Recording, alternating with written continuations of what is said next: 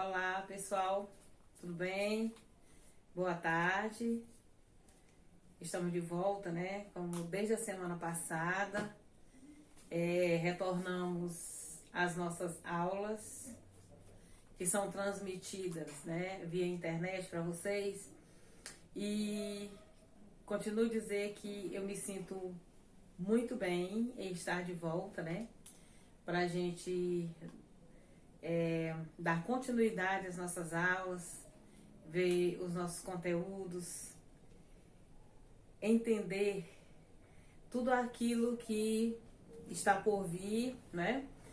Em se falando de gramática, de produção de texto, ortografia e tal, tá bom? Estou com saudade de vocês, né? Já faz um tempinho que nós não nos vemos, mas a saudade é o que indica, né? Que a gente faz falta um para o outro. Mas enquanto isso a gente vai matando essa saudade online, tá? Você aí do outro lado, eu aqui transmitindo conhecimento, né? Que é possível até essa situação se resolver, né? Basta a gente acreditar que tudo vai dar certo e vai, tá bom? Como eu falei no vídeo passado, né, naquele vídeo motivacional, que a gente tem objetivos a alcançar, não é isso? A gente tem propósito e a gente insiste em lutar por eles. E o que a gente está fazendo agora? Estudando, né? E tem que estudar para que as coisas fiquem bem, em todos os sentidos, certo? E comentei lá também na questão do nosso módulo. Nós não terminamos o módulo 2.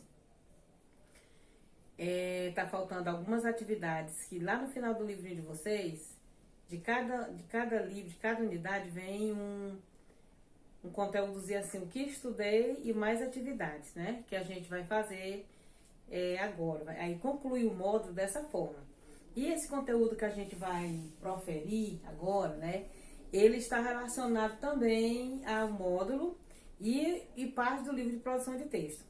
Nós já estudamos algumas delas, né?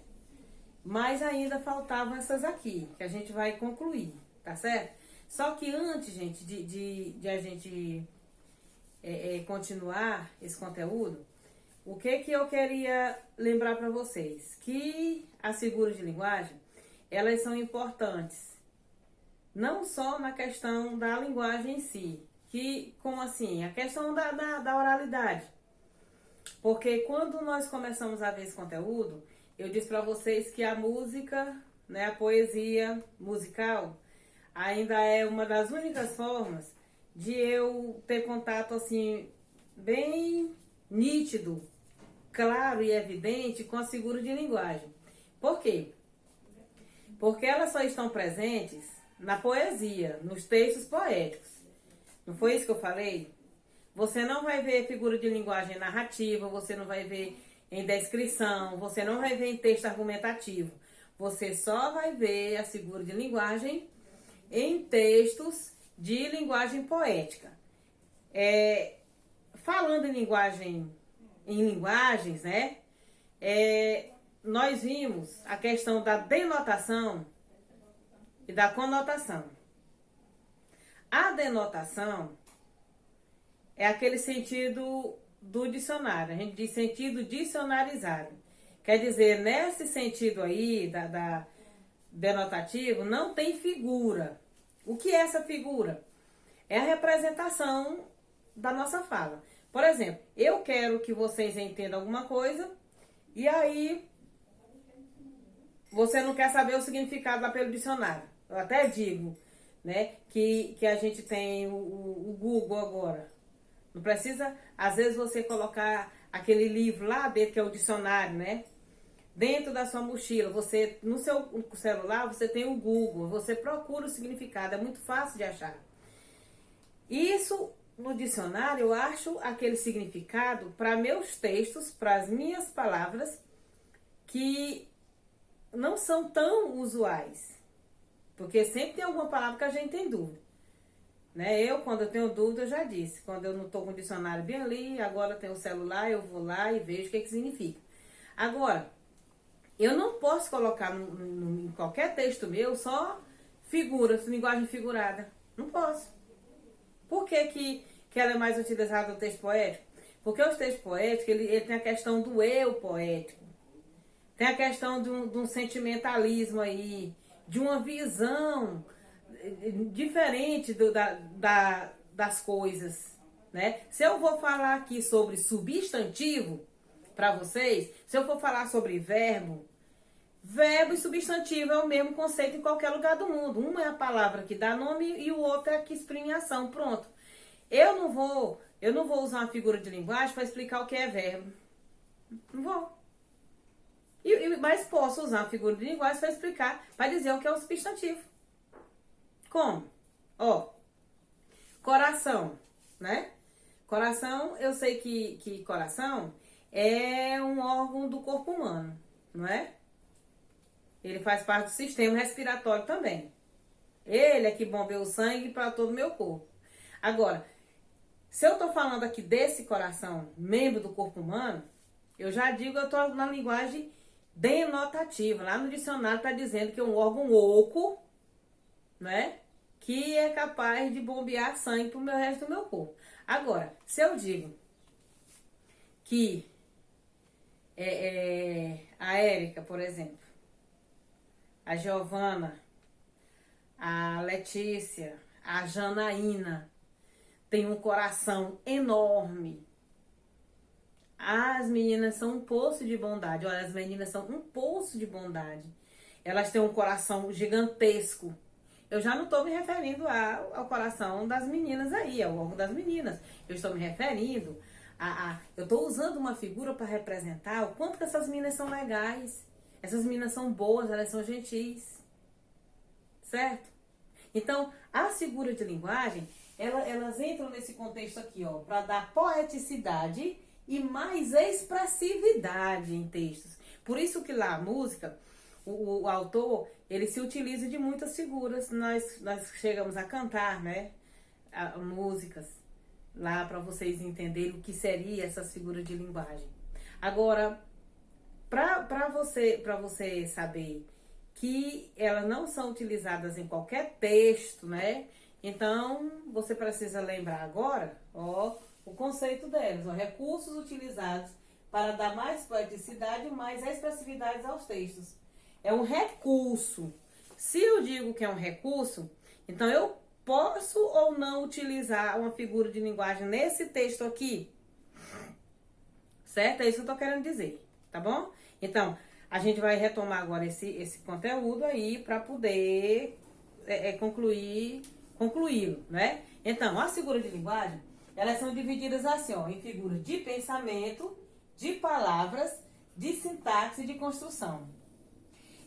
Os gramáticos, eles tentaram colocar as palavras nessa classificação aqui, ó, tá? Porque nós vimos a metáfora, não foi? A metáfora, vimos a comparação, nós vimos a antítese, não foi?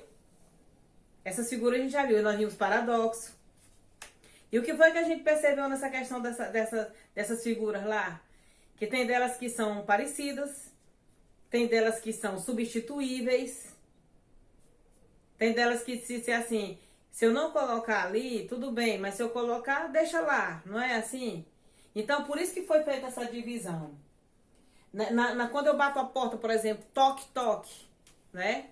Elas são chamadas de figura de som, que está aqui dentro da figura de palavras. Figura de som, ó. Toque, toque, ó, a questão do choro, sniff, né? Do beijo, smack. Tudo isso aí é figura de som. Agora, tem a figura de pensamento, a de palavra. Essa daqui, essa figura de sintaxe, elas realmente trabalham com aquela parte da gramática chamada de sintaxe, que seria um estudo mais profundo da classe de palavra. Viu? É a sílabes, né? Que você não, né? Na série de vocês a gente não estuda, né? Zeugma, sílabes, aí temos polissíndeto, assíndeto. Tanto tanto a síntese quanto a polissíntese, ela faz referência a conjunções. É repetição de conjunção na oração, tá? Lá no verso, quer dizer, no verso, não é na oração, é no verso. E a sintaxe, ela quer dizer uma e se leve. São duas figuras que eu tenho que ver qual é a palavra que tem lá, qual é o papel dela dentro da gramática para poder dar nome a ela, certo? Então, as figuras de linguagem são recursos que eu utilizo para dar mais poeticidade e expressar melhor a minha ideia. Onde eu vou encontrar? Em textos poéticos, como música, na própria poesia, nos poemas. Aquela questão do ritmo, musicalidade, viu? Rima. Sempre tem uma figura lá dentro que vai substituir aquela palavra original, tá bom? Então agora nós vamos colocar para vocês que figuras estão expostas lá no nosso módulo, para a gente ver de uma por uma, tá? Então vamos lá. Olha, essas figuras que a gente vai ver, né, que consta lá no seu módulo, elas são chamadas de figura de pensamento, né? Por que pensamento? Porque elas expressam um pouco de poeticidade, né? Elas dão expressividade aos nossos textos, né? Dessas figuras aí, a gente já viu antítese e paradoxo. Deixa eu lembrar o que seriam elas duas. Ó, antítese e paradoxo, elas são figuras que demonstram oposição. Por exemplo, bem e mal, vida, morte, certo? Vida, morte. Elas exprimem essa oposição, certo? Agora, nós temos que outras figuras de pensamento? Ironia, hipérbole, prosopopeia ou personificação e eufemismo. Gente, vamos entender? Ironia. Ironia é uma das figuras mais conhecidas. Talvez você profira essa figura, você já tenha usado essa figura, mas não sabe o nome. Mas é comum, ou pela palavra ironia, né? Você dá para entender, há um pouco de satirização aí. Seria aquela zoação que vocês chamam, no linguajar da gente aí, zoar, né? Por exemplo,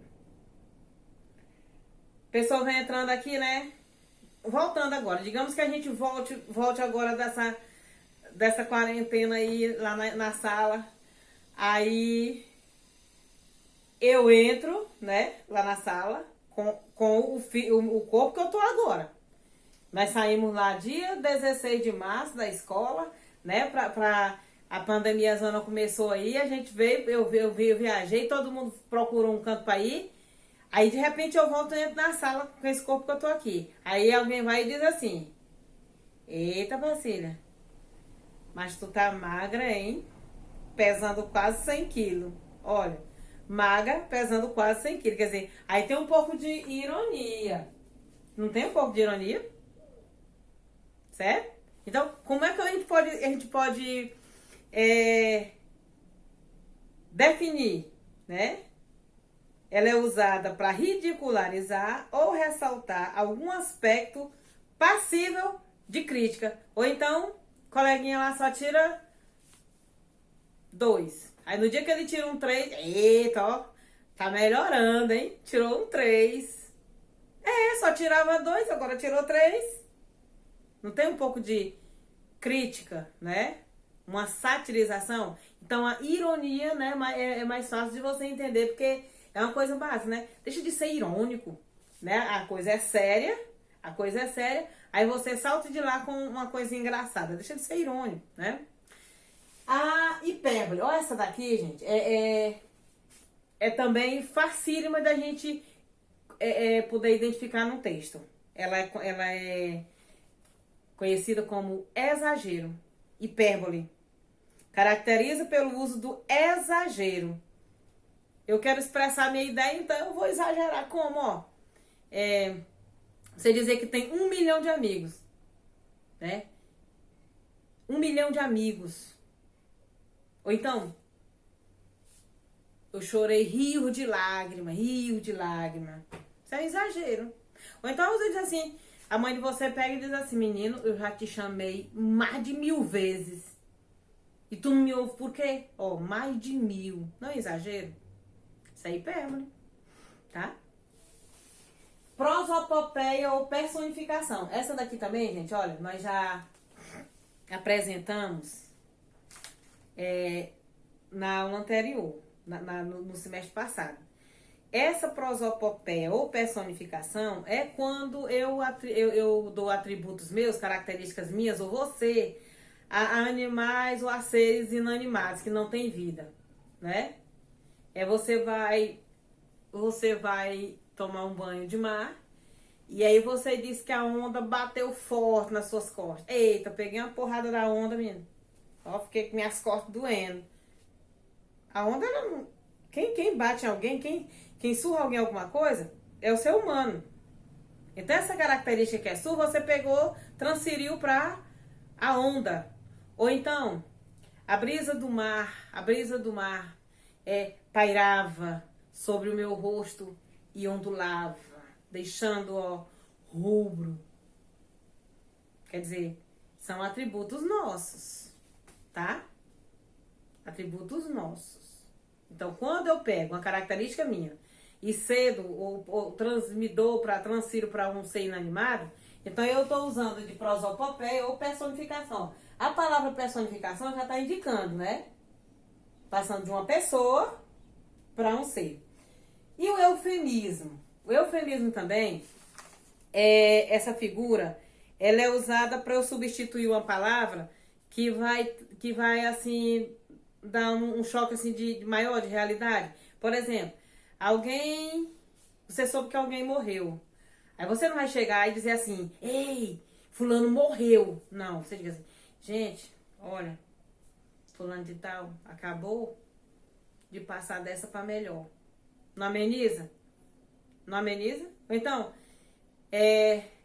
pessoa que mente demais. Rapaz, fulano mente que dá bom dia jumento. Não. Rapaz, aquele cara sempre faltou com a verdade. O que é faltar com a verdade? É mentir. É mentir. É roubar. Não, meter a mão nos cofres públicos. Não é melhor dizer que roubou. Então, o eufemismo, eu me utilizo de expressões mais brandas, substituindo aquelas que a gente considera mais pesadas. Certo? Então, essas figuras de linguagem, elas são chamadas de pensamento, figuras de pensamento, por quê?